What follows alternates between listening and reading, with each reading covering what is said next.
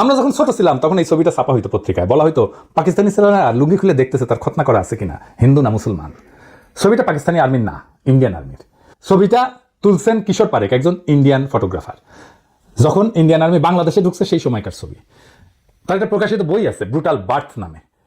এই ছবিটা সেখানেই প্রকাশিত হয়েছিল, ক্যাপশনে উল্লেখ ছিল, ছবির সেনার পরিচয় উল্লেখ ছিল।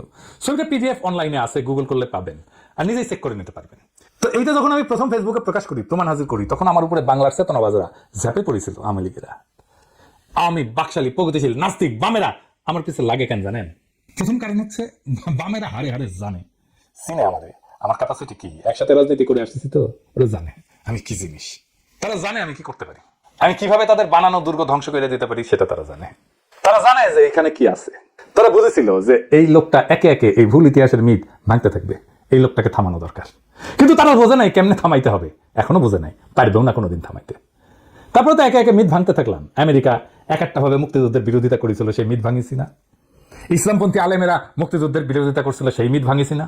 রাজাকারদের দাড়ি টুপি ছিল আর তারা পায়জামা পাঞ্জাবি পরতো, সেই মিথ ভাঙিছি না?